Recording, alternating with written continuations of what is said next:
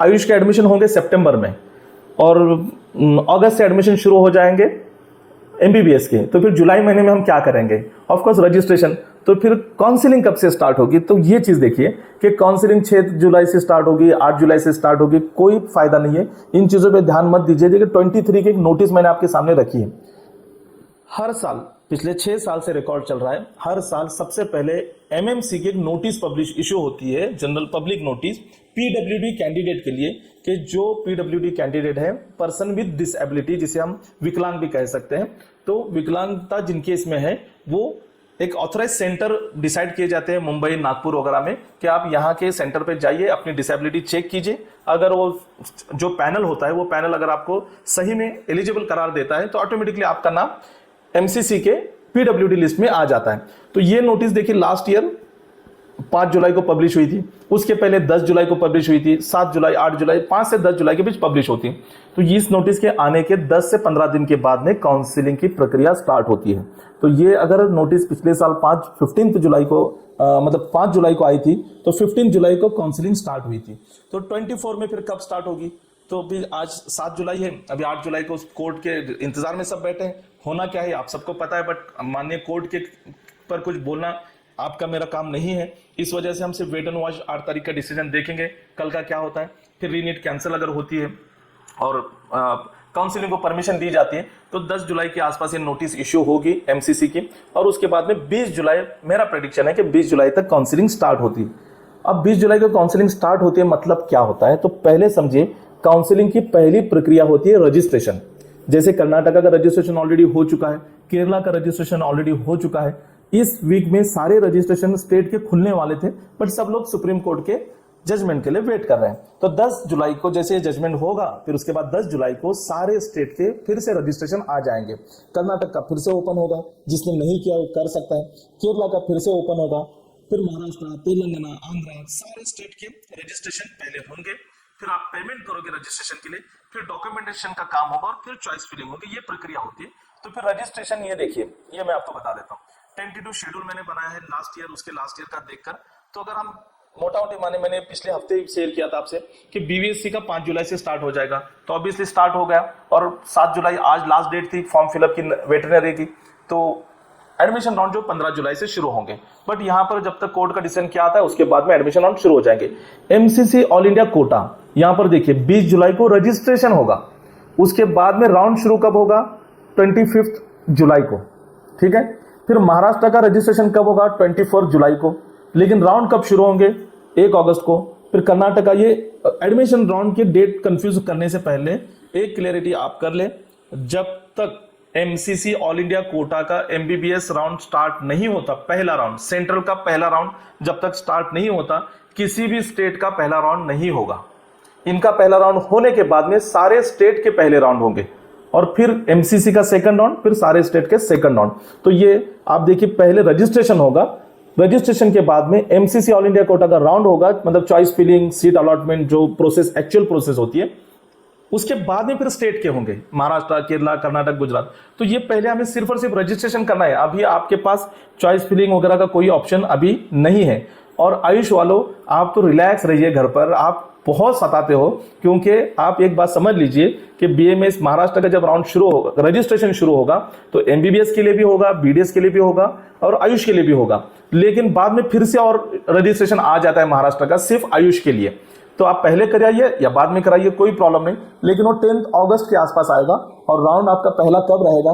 10 सितंबर, मतलब जुलाई का पूरा महीना, अगस्त का पूरा महीना, 2 महीने आपको सिर्फ घर में बैठना है और इस तरह से बैठना है।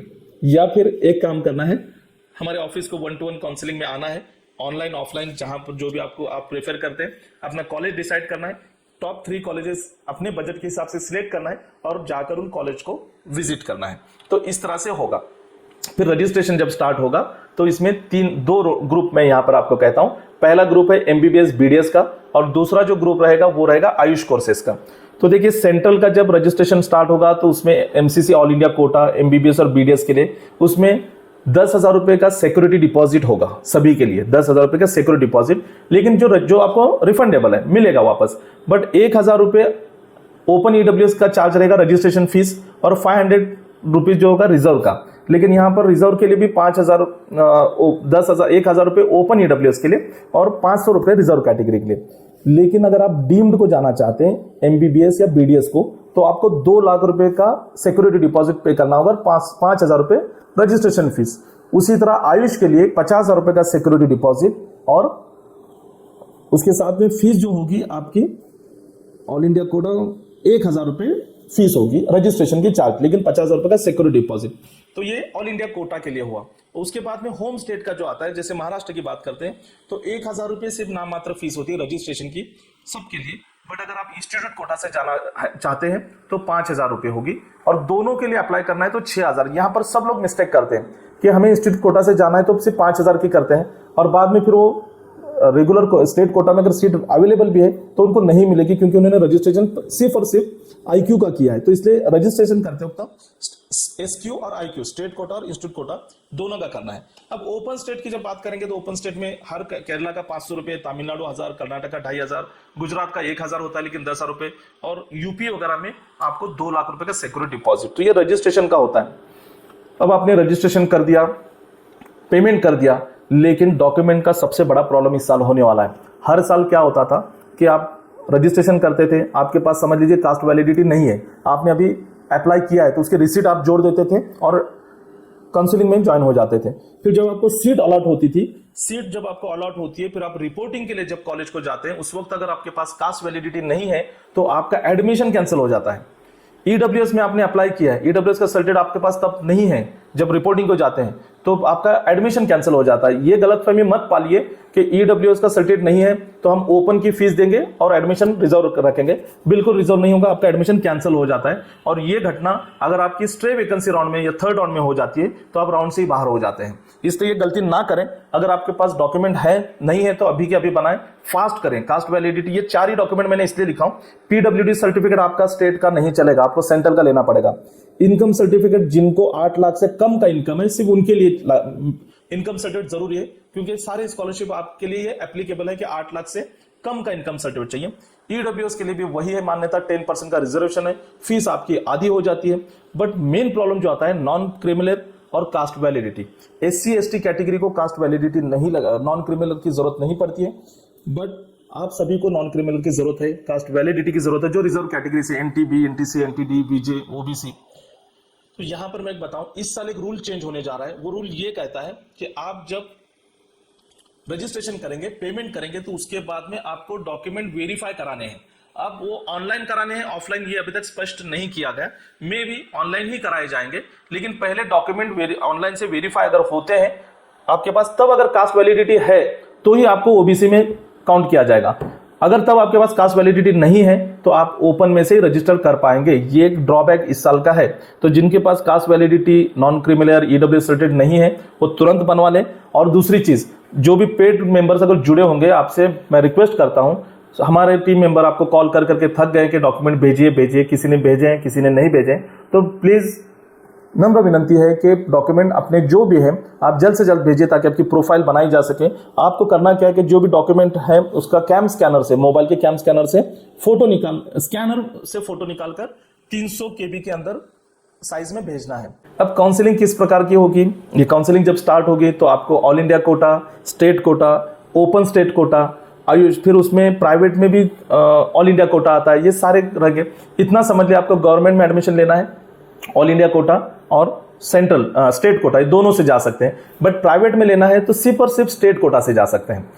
मैं महाराष्ट्र के सारे स्टूडेंट से अपील करता हूं, या फिर जो भी स्टेट के हैं मेरे से जुड़े, कोई राजस्थान से जुड़ा है, कोई यूपी से जुड़ा है, सभी से यही अपील करूंगा कि आप खुद के, अगर आपका स्कोर गवर्नमेंट कॉलेज को एमबीबीएस में एडमिशन लेने इतना कैपेबल है, मतलब 630, 640, 650, तो आप ऑल इंडिया कोटा से जरूर ट्राई करें, ताकि आपके राज्य के दूसरे स्टूडेंट के लिए होम स्टेट में जगह हो जाए।